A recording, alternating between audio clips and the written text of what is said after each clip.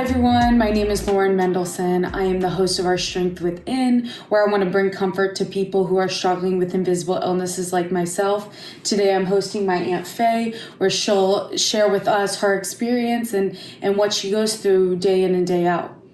So Faye, tell them a little bit about yourself and what you want to share today. Okay, thank you for having me. I am Faye Bosch. I was diagnosed June of 2011 with multiple sclerosis.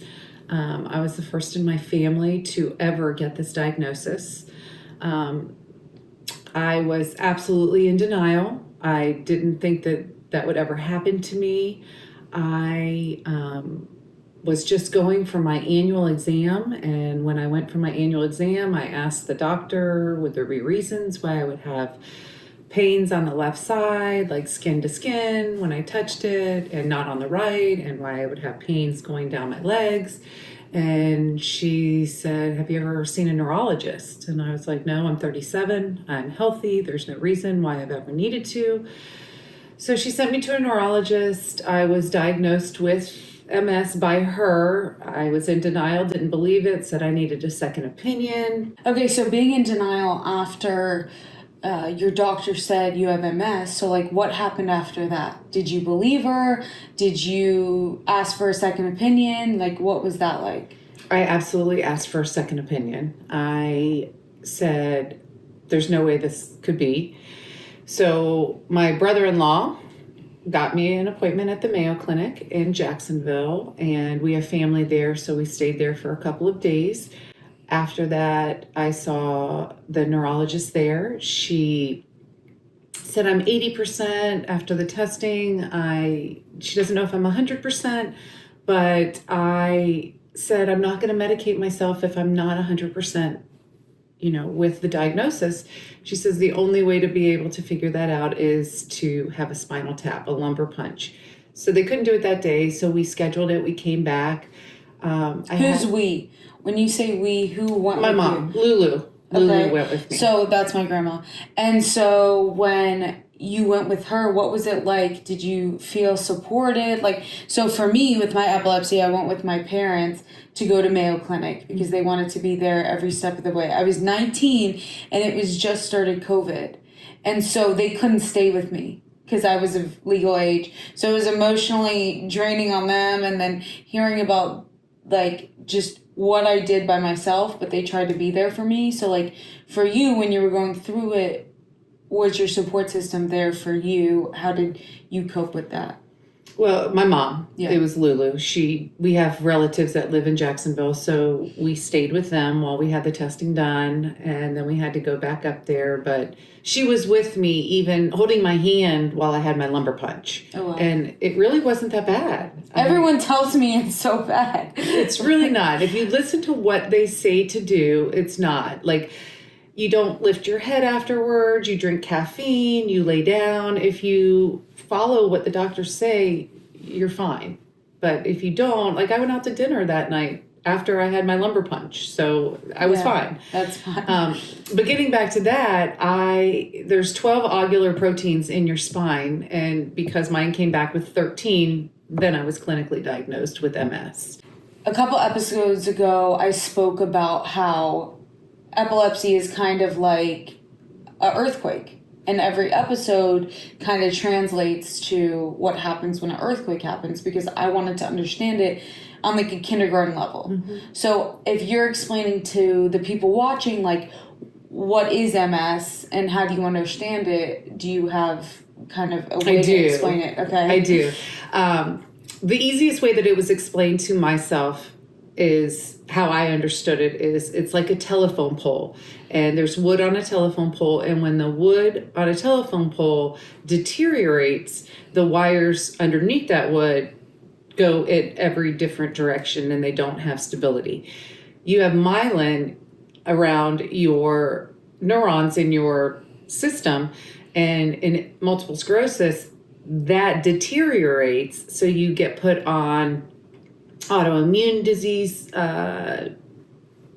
infusions, or you get put on different types of medicines, whether it's oral, whether it's an injection. So that's really how it works. When the wood on a telephone pole deteriorates, the wires go crazy. When the myelin on your neurons deteriorate, when you don't medicate yourself, they go crazy and you start getting all of these different symptoms. So how do you take care of yourself today?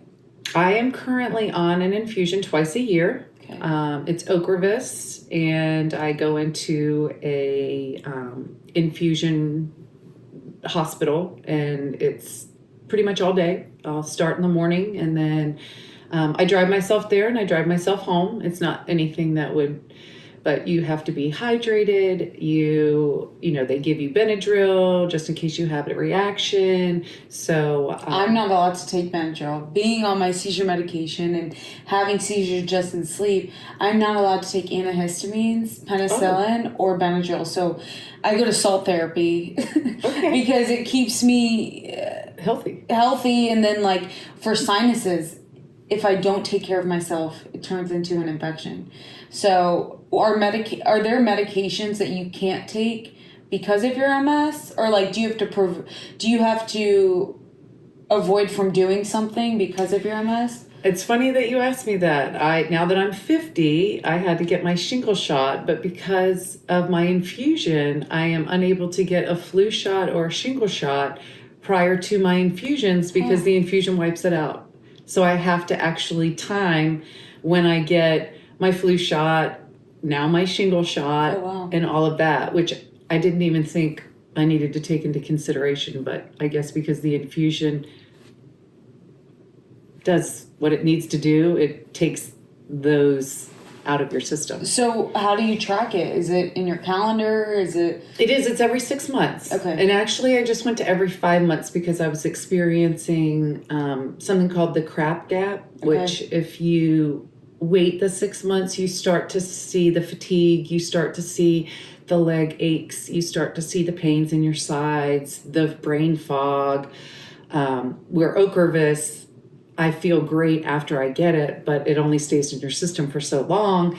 So now I'm actually every 5 months. So it was May and November, and now it's April and October. So now you have to adjust when you get the flu shot. Correct. And stuff like that. I mean, so one thing I do is, and I don't know how people track or understand symptoms, but when I have a slow moment, when I have a weird dream, when things like that happen, I write it in my notes. So I think for people who have invisible illnesses or physical things that happen but no one can see, they should track it somehow. Because I think, and correct me if I'm wrong, but when my doctor sits with me, they ask me, when did these symptoms start? When did this? And a lot of people say, I have no idea. Mm-hmm. Like it kind of just happened. So tracking it, I think, is really important. Yeah. So yeah. And there were a couple of episodes when I lived in Pittsburgh from 1998 to 2003. Yeah. Where there were episodes where I never related it to MS until I was diagnosed. And now that I'm diagnosed, I feel that I blame everything on MS, and it's not necessarily MS. Like if I have a headache, I have a headache, but it's nothing to do with my MS. If I have a slow moment or I have brain fog, sometimes it does, but sometimes it doesn't. You can't always blame your sickness on your invisible illness. So going back to when you said you're kind of in denial, like for me, and I'll share with all of you that I'm still in denial. My last seizure in May, I had 2, and I haven't watched the videos from the hospital. They captured it on all like the brainwaves and then also on video. And I haven't watched it because when you have a seizure, for people who don't know about epilepsy, you black out. So I'm blacked out. Anything. So my thing is like I'm in denial because I'm like, how do I lose this gap of time? Mm-hmm. So for you, like, are you still in denial? Initially, when you were diagnosed, did you believe it? No. I guess is a real question. Okay. I didn't believe it. I was healthy. I played high school softball, high school soccer, very active.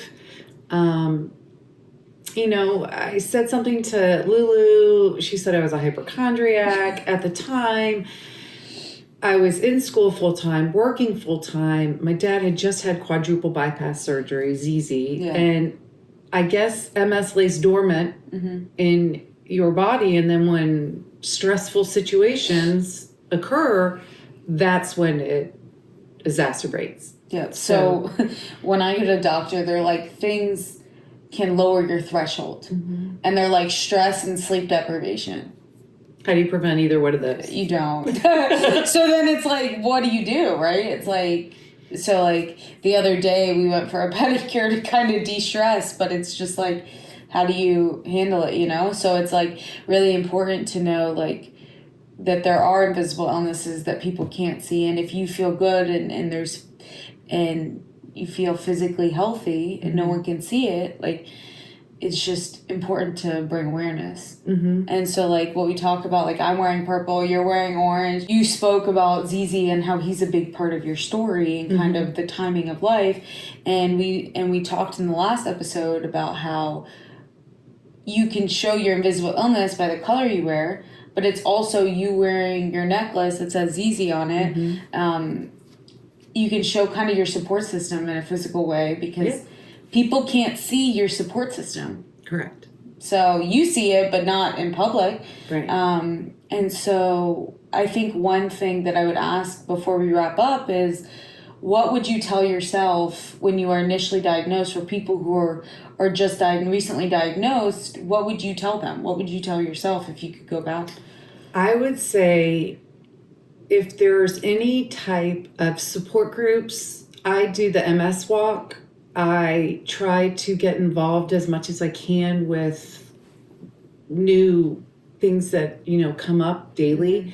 I don't know. I would say definitely get involved with people that are experiencing the same. Do not Google anything, because when you Google something or you go on WebMD, you're going to look at the worst scenario. You go down a black hole. And it's not something you should do. You should get with people that are positive. You should get with people that, you know about the disease and are educated on it, that would be able to tell you what to do and what not to do. I'm thankful that I was diagnosed with multiple sclerosis because it changed my lifestyle. Yep. Not that I was doing bad things, but I feel that I'm healthier now. It changed whatever I was doing before to a new perspective of what it is. Yeah, and I believe everything happens for a reason. We spoke about it before we started recording, and I think it's timing.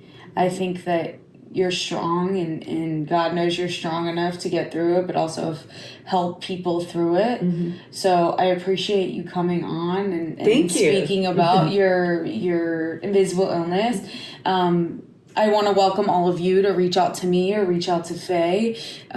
If you struggle with an invisible illness like MS or epilepsy, I want you guys to feel comfortable. I want you guys to feel seen. And so if any of you would like to come speak like Faye is and share it, and I'm happy to host you.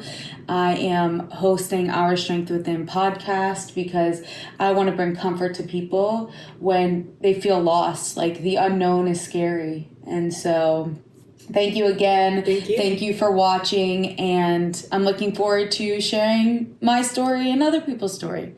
Thank you so much.